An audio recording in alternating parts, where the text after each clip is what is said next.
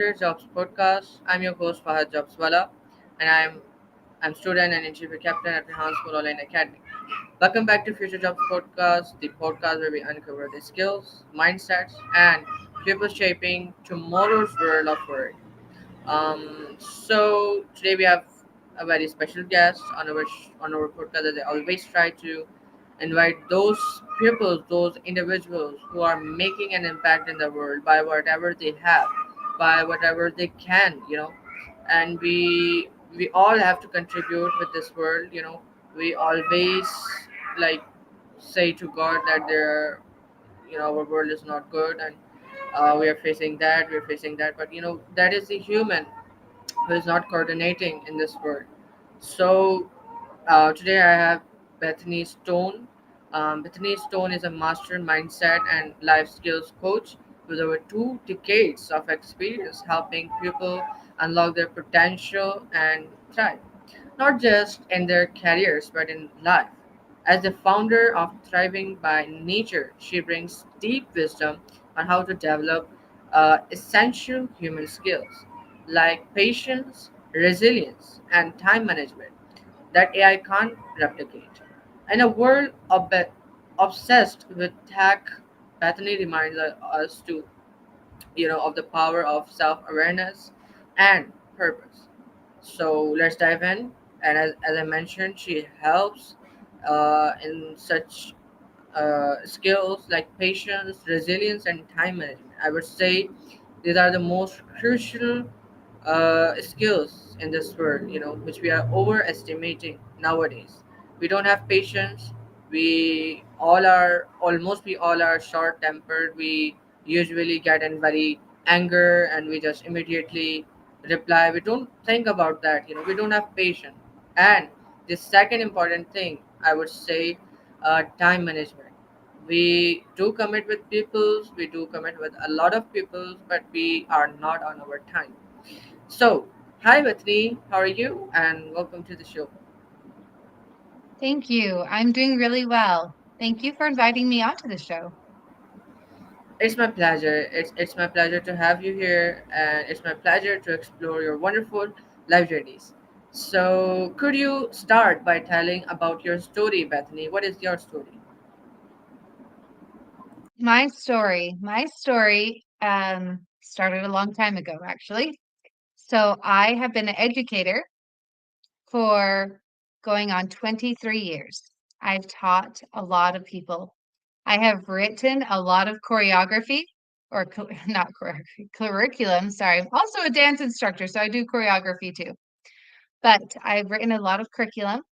And I have presented and spoke at a lot of conferences, and I have written 4 co-authorships of books, and one of them is an international bestseller currently. So my story begins when I was actually young, probably around your age, actually, probably around 17-ish, I would think. I'm not sure how old you are, but when I was 17, I decided that I was going to become a teacher, and I really worked really hard to go to school, and I graduated early. I became a teacher. I did my internship and I loved it. I really loved it. And it was a great experience. And I kept teaching for a long time. And when I moved back home, back to Idaho, I moved back with my parents for a little bit because I had some life changes happen. I decided I was going to open up my own school. So I opened up my own school.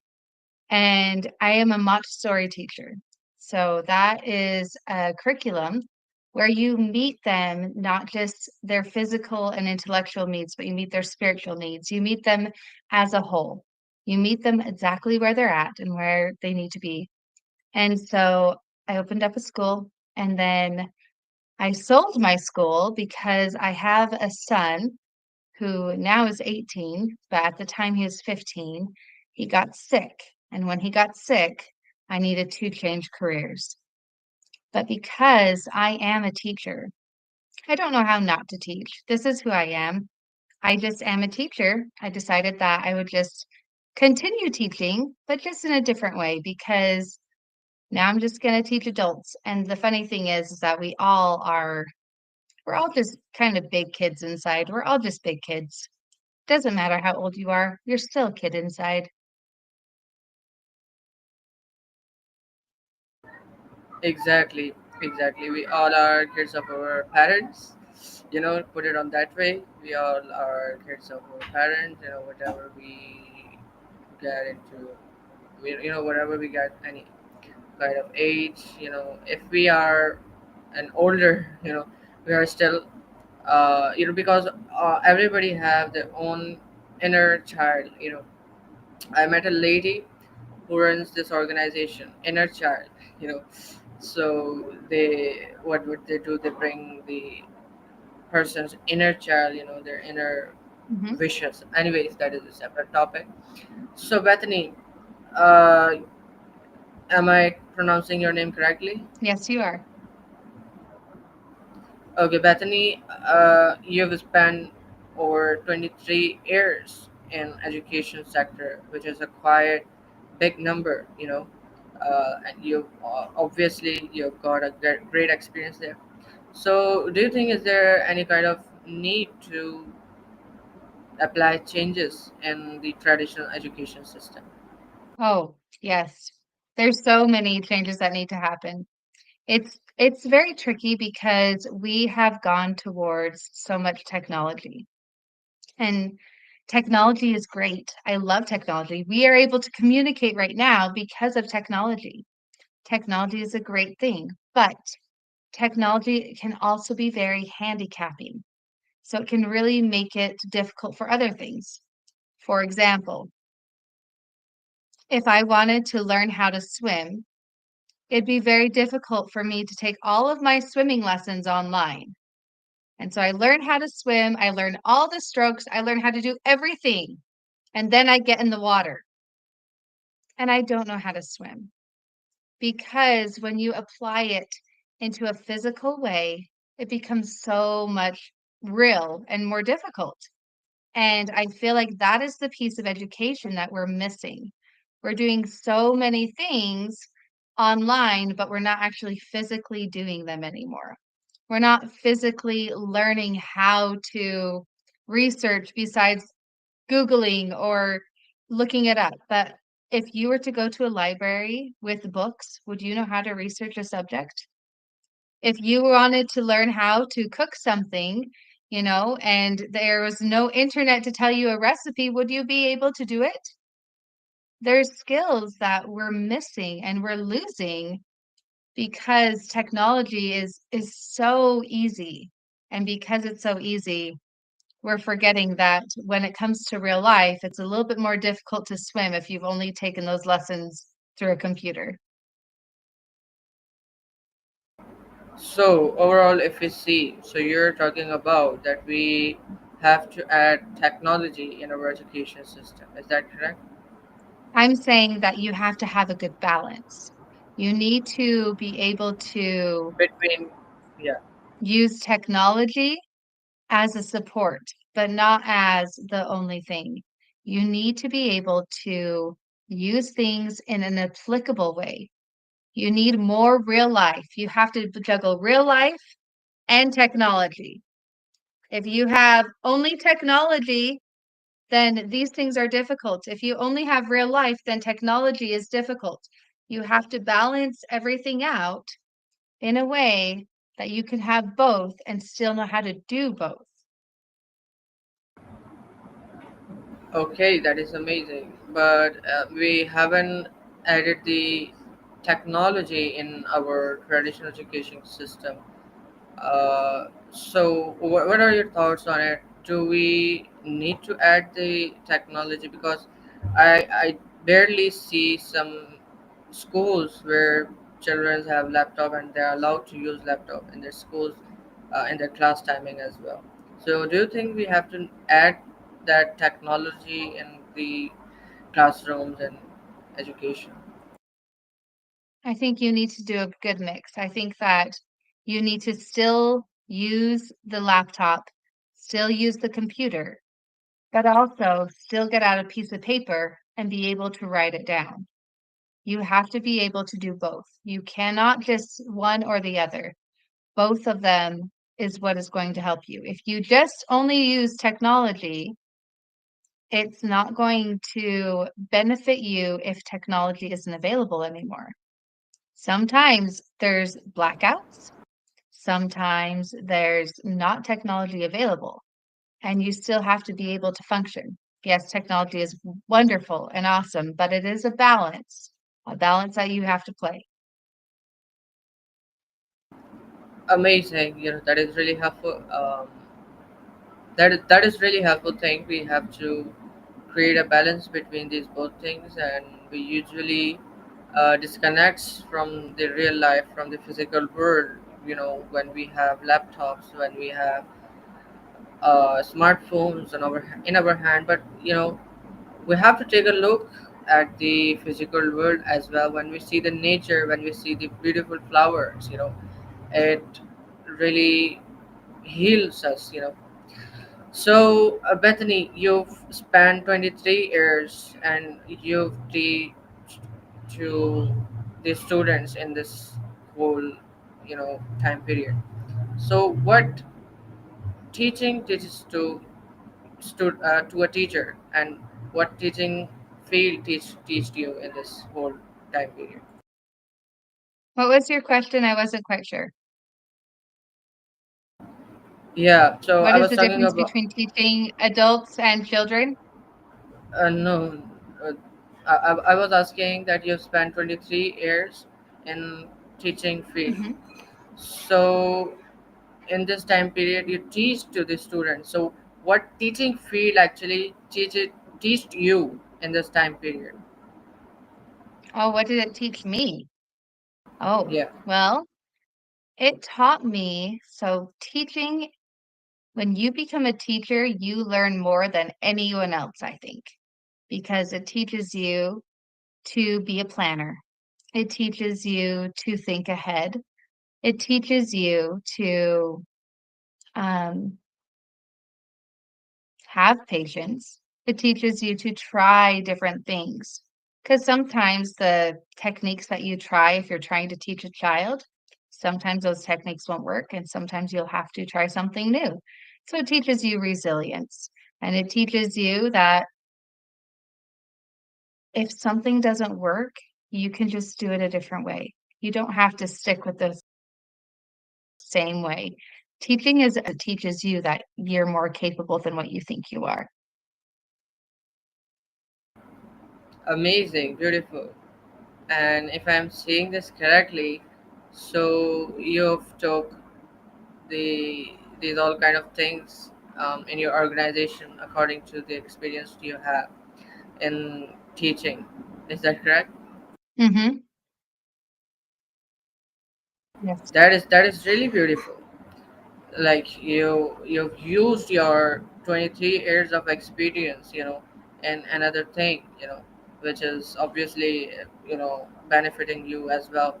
So now coming to the Thriving by Nature coaching organization. So when did you had this idea about this, starting this organization?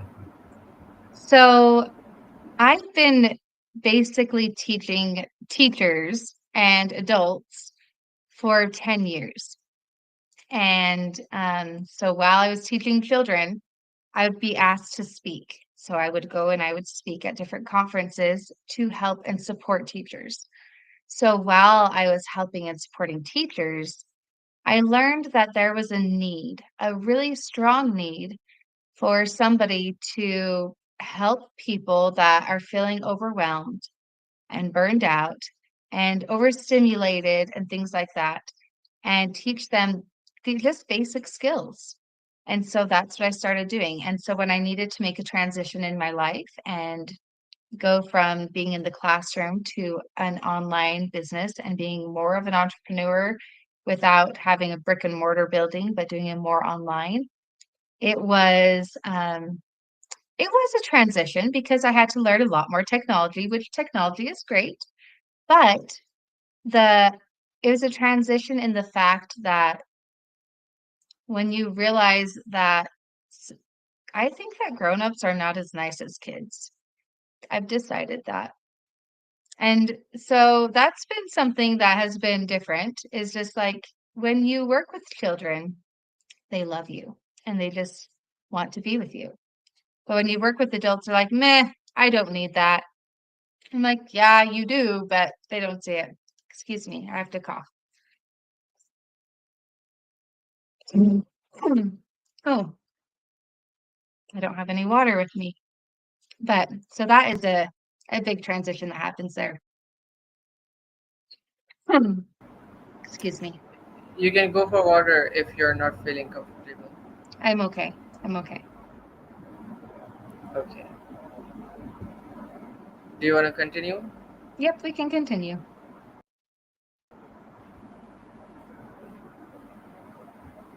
Okay. Like I was asking, continue with your answer, or Oh, are you done? I think I was done with my answer. Yeah. Okay, amazing. Like, yeah, exactly. And you've spent 23 years, with the students. It's quite big number, and they would have considered you as a mother, Mhm. because when you go to school and when spend your time with your teachers, and so it is kind of like your second mom. And Mhm. which teachers really are, the second parent of the child. That is really beautiful. And it really depends on the teacher as well, what how teacher is treating their Yes. students. Sometimes teacher are really strict, and they always want to just perform their responsibility and perform their job. Anyways, uh, so in a world obsessed with productivity, how do you teach people to balance patience and ambition? So patience is something that you have to learn as a young child. And if you don't learn it as a young child, it becomes more and more difficult as you get older to have patience into your life. So when you're a child, we'll say, oh, you have to wait in line. Oh, we can't have that right now. You just have to wait. As a child, you feel like you're always waiting, waiting to get bigger, waiting to be older, waiting for this or for that. And understanding that the waiting is worth it is going to help you change that mindset for when you get older. As an adult, if you're trying to learn patience, it's actually so much more difficult because we live in a world of instant gratification.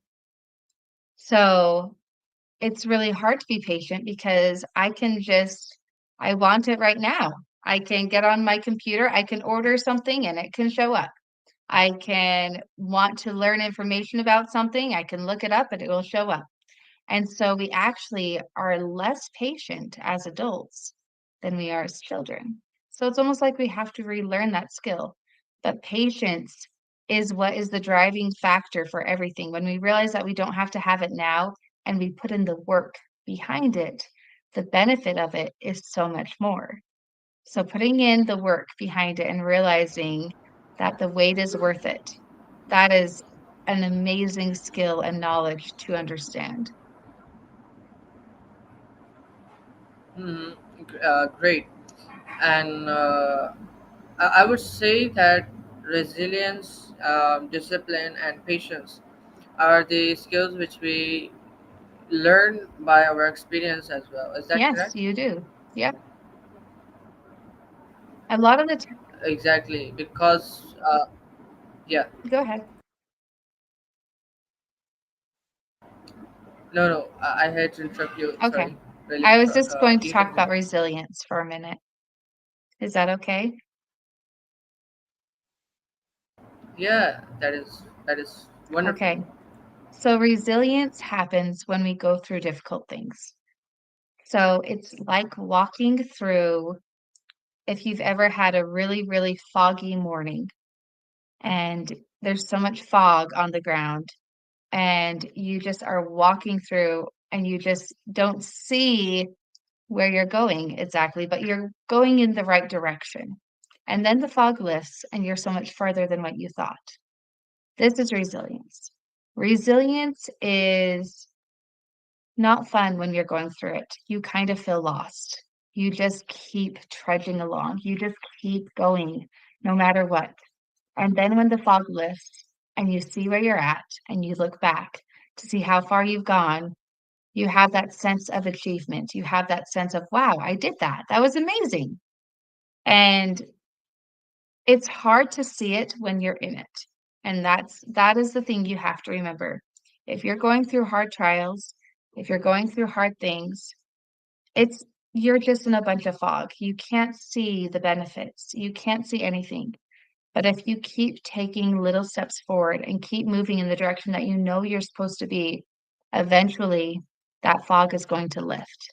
And when that fog does lift and you can see where you're at, you're going to look back and you're going to feel that sense of accomplishment. You're going to feel so much better that you're able to accomplish so much, even though it didn't feel like that because you were lost.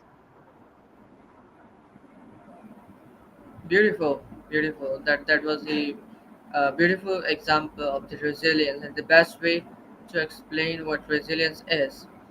And I would again say that in this era, if someone is teaching you these kind of skills, so that person is really wonderful, because we are now teaching AI skills, we are teaching how we should how we can use technology, but we are not using and sorry teaching these skills, the natural and the most important skills to survive in this world. If we don't have these kind of one of this these things, if we don't have one of these skills, we barely can survive. And it becomes harder for you to survive in this world. Like, that is beautiful, and I would say we want more, and we need more people who um, teach these kind of skills. So, can you describe a time when you had to re-coach yourself? What triggered that internal shift? When I had to experience and learn these skills for myself, is that what you're asking me? Absolutely. So, when I when I was 16, I was 16 years old. I was at a dance competition because I was a dancer. And while I was there, my home burned down, my entire home, and my family was there. They got out, but there was nothing left. Only a roof was left. And so I came back from this dance competition and I had no home. I had no bed, no clothes, none of the things I had from my childhood. Everything was burned up. And it was a really hard time in my life because the things that you have from your childhood and the memories that you make when you're a child really matter a lot. And when you lose those, it really affects you in a deep way. So we were all processing things and we all moved in with my grandma because, you lean on family when things like this happen. So we moved in with my grandma, and I will never forget that as we knelt down and we prayed, and my dad said a prayer, he prayed and he said, that it was all going to be okay and this was God's will and it was okay. And I remember thinking, kind of actually being upset and mad, being like, why would God take away my house? You know? But the blessings that came from that. So at the moment, all I could see was anger and mad and frustration. I was really in that fog. I was in the fog of just frustration. But as time went on, I had friends that went through their closets and gave me their best clothes. I had friends that would bring me shoes and the blessings and the amazing things that happened and the different friendships I created and the different just experiences that I was able to have because of this. I didn't even understand. I didn't understand how this terrible, terrible thing would grow me. And it grew me a lot. It grew me spiritually, it grew me mentally, it grew me physically. And then once the fog lifted and I looked back and I saw all the blessings that happened because my house burned down, all the relationships that were created, how close I grew with my family, all the knowledge of what the most important things are, because the most important thing I realized was not the things, my childhood things, was not my bed, was not my clothing. Those were not the most important things, but I didn't know that at the time. I found out that the most important things are actually your family. The most important things are your relationships with each other. But I would have never learned that lesson at such a deep level if I wouldn't have had that experience. So when the fog lifted, I was able to really learn something beautiful. And that's kind of how every trial is. Maybe your house isn't burning down. Maybe it's just you're in an argument with your friend and you can't see the end of it. But maybe your relationship with her will be better later. So sometimes we just don't see it when we're in it. And we just have to take a step back and wait for that fog to lift. And when it does, look back and see the blessings because there always are. There's always a reason why, and you can always grow from it. The best way to control your anger, you know, is this what you just described there, Yeah. like when you have something unexpected happening with you, when something went wrong with you, you just have to look at your blessings, Yes. what do you have at that time, not what you've lost, Hmm. maybe the thing you've lost wasn't important for you. And as just Bethany, just described, so I would say that, like, if the listeners, can take the best takeaway from this conversation is the thing you just described. So that is the beautiful thing, and we have to apply this in our life. So your brand is thriving by nature. Yes. What role does the natural world play in your coaching philosophy? So my parents I grew up with plants, growing plants, and my parents own a nursery and a landscaping business. So the beautiful thing about everyone, and I don't think that everyone realizes this, that we're kind of like plants. We really are. I feel like everyone inside of every person there is, we have seeds, just seeds of potential, seeds of things that can grow. And it's all about just nurturing those seeds and just watering those seeds, making sure they have sunshine, the right nutrients, and then they can grow into something beautiful. And when I was deciding what to name my company, I thought, it really should be about thriving by nature because each of us have the ability to thrive in a way that we don't even understand.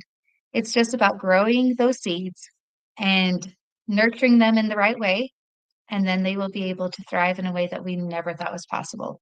And so that is why I named my company that, and that is why I incorporate a lot of nature. A lot of times when I speak, I'll speak about our seeds of potential that we have within us because those seeds are important and they can get poisoned as well. They can get yucky, but seeds can also go dormant.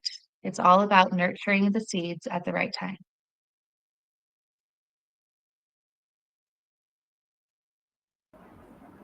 Exactly. And we all are kind of seeds as well. You've mentioned we're kind of flowers and we're kind of seeds as well, Um, someone, not someone, God put us in the under the ground, and then we get water in the shape of our parents' love, in the shape of our family's love, and then we grew up, by that, and then we converted it to the flower, like an adult, person. That is beautiful. How nature treats us, how uh, this these kind of all these natural things treats us. And the best, you have a best name for your organization, Thriving by Nature, because it really is, it thrived by the nature, the natural things which happened in your life. You've taught over for over 23 years, and as a teacher in school, and then you had that unexpected incident, that fire burn which burned your house. So all these things combined, and you took the idea, and then you put into in the shape of your organization. So that is the beautiful name. And great wishes, Bethany Stone, for your more uh, for a more bright future. You know, you will definitely see the best success. And I would say again, I want to mention this, that we have to bring we have to bring more organizations like this. We have to teach all these kind of things. We are teaching AI tools. It is good that we are teaching, but these all things, these kind of skills are also very important. How we can survive in this world if we don't have patience, if we don't have resilience, if we don't have discipline.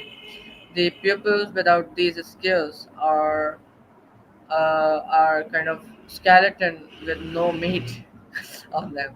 So thank you so much, Bethany, for giving me your precious and valuable time for the conversation. And I just don't name this as a podcast, because we do a natural conversation, and we try to get the essence of these amazing, wonderful pupils. And in the last, I wanna leave this studio with this message, that please do pray for Palestinians. They really need your prayers. They really need your support. Whatever happening there in their country, if that would happen with you, then you will understand about the situation they're having. You know, if you can boycott the Israel's products, so you will have to do that, or whatever you can. Please do that and do support Palestinians. Thank you so much. Inshallah, meet you soon with an amazing podcast.